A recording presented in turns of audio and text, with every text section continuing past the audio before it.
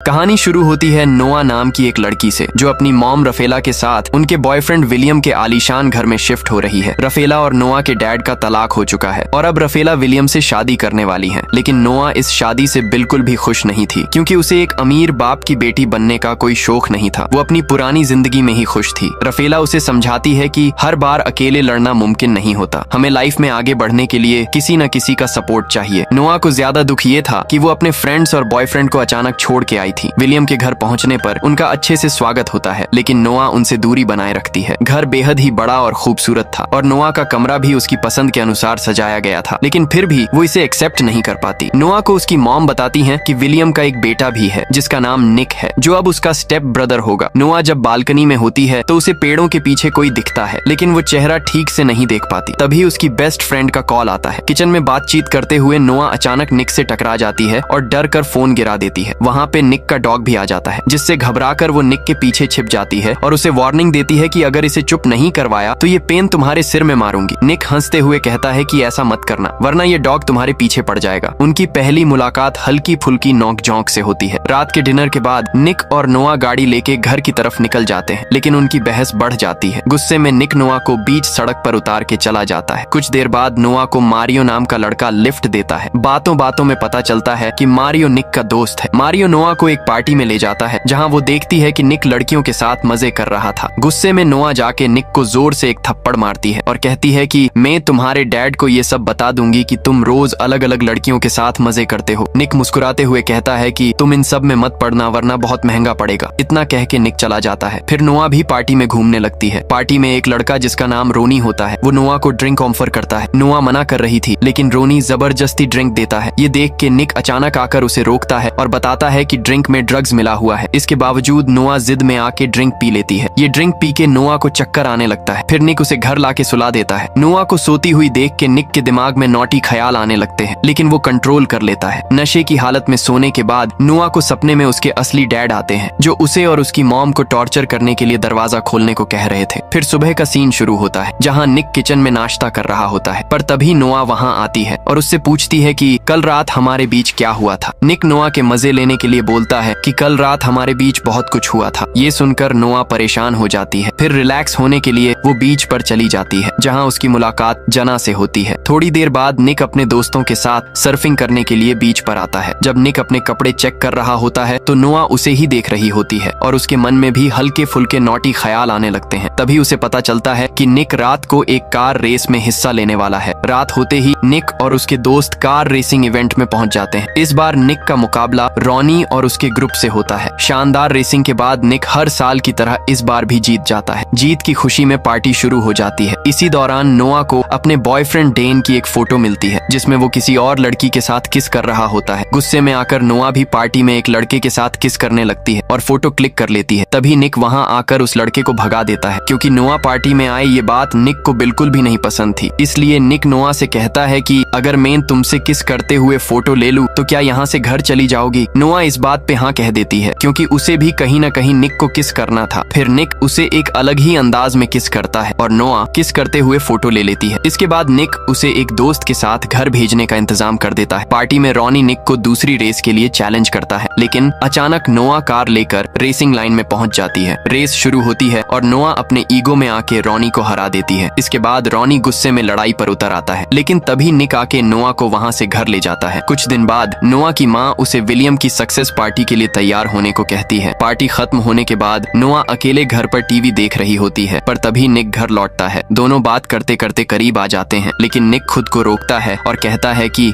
हमें ये नहीं करना चाहिए। अगले दिन जब नोआ अपनी कार धो रही होती है तो वह देखती है कि निक उसे देख रहा है। वह उसे चिढ़ाने के लिए खुद को पानी से भिगोने लगती है। निक मुस्कुरा देता है, लेकिन कहानी में ट्विस्ट तब आता है जब डेन यानी नोआ का पुराना बॉयफ्रेंड उसके पास पहुंचता है। निक और नोआ के बीच बढ़ती नजदीकियों को डेन देख लेता है और उससे सवाल करता है। हालांकि नोआ कुछ जवाब नहीं देती। आगे के सीन में निक रॉनी से मिलता है जहां रॉनी फिर से नोआ के बारे में गलत बातें करता है। गुस्से में निक रॉनी से भिड़ जाता है। घर लौटने पर निक के चेहरे पर चोट के निशान होते हैं। पूल के पास खड़े निक की नजर सोती हुई नोआ पर पड़ती है। वो देखता है कि नोआ के पेट पर एक निशान है। वो धीरे से उसे ढकने की कोशिश करता है, लेकिन नोआ जाग जाती है और घबराकर निक को मुक्का मार देती है। निक की नाक से खून निकलने लगता है, जिसे देखकर नोआ माफी मांगती है। इस दौरान दोनों के बीच फिर से नजदीकी नजदीकियां बढ़ने लगती हैं। लेकिन तभी डैन वहां आकर सब कुछ देख लेता है। नोआ डैन से कहती है कि प्लीज इस बारे में किसी को मत बताना और यहाँ से चले जाना। अगले दिन नोआ को डैन का एक लेटर मिलता है जिसमें लिखा होता है कि वो शहर छोड़कर जा रहा है। फिर कहानी आगे बढ़ती है जहाँ नोआ और निक अपने दोस्तों के साथ एक फाइट क्लब में जाते हैं। इस बार निक भी फाइट करने के लिए तैयार था। क्लब में एंट्री के बाद दोस्तों से बात करते करते निक और नोआ इतने करीब आ जाते हैं कि अपने जज्बातों पर काबू नहीं रख पाते और फिर किस करने लगते हैं। दोनों के बीच बढ़ती नजदीकियां इस बात की ओर इशारा करती हैं कि वो एक दूसरे के लिए पूरी तरह एडिक्ट हो चुके हैं। तभी वहाँ पे निक के दोस्त वहाँ पहुँच जाते हैं और निक और नोआ को किस करते हुए देख लेते हैं। निक का एक दोस्त उसे समझाने की कोशिश करता है कि नोआ उसकी स्टेप सिस्टर है और उसे ऐसा नहीं करना चाहिए, लेकिन निक उसकी बातों को हल्के में लेने लगता है और फिर सब क्लब के अंदर चले जाते हैं। अब क्लब के अंदर निक की बारी आती है फाइट करने की। हालांकि नोआ उसे लड़ाई से रोकने की कोशिश करती है क्योंकि उसे ये सब बिल्कुल पसंद नहीं है, लेकिन निक उसे अनसुना कर देता है और फाइट करने लगता है। जैसे ही वो जीतने लगता है तो नोआ ये सब देखकर बाहर चली जाती है। बाहर निक का एक दोस्त नोआ से बात करने की कोशिश करता है, लेकिन बातचीत के दौरान वह अचानक नोआ को किस कर देता है। निक ये सब देखकर गुस्से में आग बबूला हो जाता है। फाइट खत्म करके वह बाहर आता है और अपने दोस्त को धक्का देकर डांट देता है। वह नोआ से कहता है कि वह किसी और को अपने करीब न आने दे। फिर नोआ निक की इस हरकत और उसकी लड़ाई की वजह से नाराज हो जाती है। वो साफ साफ कह देती है कि अब उनके बीच कुछ भी नहीं हो सकता और वो उससे दूर हो जाती है। दोनों एक दूसरे से दूर रहने की कोशिश करते हैं, लेकिन अंदर ही अंदर एक दूसरे को मिस करते रहते हैं। कुछ दिनों बाद निक के डैड उसे बताते हैं कि नोआ का पिता जोनस जेल से छूट चुका है। वो नोआ और उसकी माँ को पहले भी बहुत टॉर्चर कर चुका है। ये सुनकर निक को चिंता होने लगती है। एक दिन नोआ एक पार्टी में बहुत ज्यादा ड्रिंक कर लेती है। वहीं निक उसे ढूंढने के लिए परेशान होकर सबको कॉल कर रहा होता है। पार्टी के दौरान नोआ को एक अलमारी में बंद कर दिया जाता है, जिससे उसका पुराना डर फिर से लौट आता है। बचपन में उसके पिता उसे ऐसी ही अलमारी में बंद कर देता था। तभी निक वहाँ पहुँचता है और उसे बचाकर घर ले जाता है। इस घटना के बाद नोआ बहुत डर जाती है और निक को उसके पास रहने को कहती है। फिर निक उसके साथ रुक जाता है। अगली सुबह जब निक अपने कमरे में जाने वाला होता है, पर तभी उसके डैड उन्हें साथ में देख लेते हैं और गुस्से में वहाँ से चले जाते हैं। अब निक और नोआ दोनों समझ जाते हैं कि उनके रिश्ते को लेकर परेशानियां और ज्यादा बढ़ रही हैं। निक कहता है कि वो दोनों कहीं दूर भाग चलें, लेकिन नोआ अपनी माँ की वजह से ऐसा करने से मना कर देती है। कहानी में ट्विस्ट तब आता है जब रॉनी नोआ को किडनैप कर लेता है। निक तुरंत पुलिस की मदद लेता है और सीसीटीवी फुटेज के जरिए पता चलता है कि जोनस ने ही नोआ को किडनैप करवाया है। पुलिस की प्लानिंग के बीच निक एक इम्पोर्टेंट ट्रैकिंग डिवाइस का इस्तेमाल करके लोकेशन का पता लगा लेता है। फिर गाड़ियों का एक हाई ऑक्टेन चेज होता है। फिर निक और पुलिस मिलकर नोआ को बचाने में कामयाब हो जाते हैं। जोनस का अंत हो जाता है। अब नोआ और उसकी मॉम पूरी तरह से सुरक्षित थी। आखिर में निक और नोआ एक बार फिर करीब आ जाते हैं। अब उन दोनों के मॉम डैड इनके बारे में जान जाते हैं। वो नोआ और निक की रिश्ते के खिलाफ हैं। मूवी यहीं पे खत्म हो जाती है, लेकिन इस मूवी का दूसरा पार्ट देखने के लिए कमेंट सेक्शन में पार्ट 2 कमेंट कर दो और वीडियो पसंद आई हो तो लाइक और सब्सक्राइब कर दो।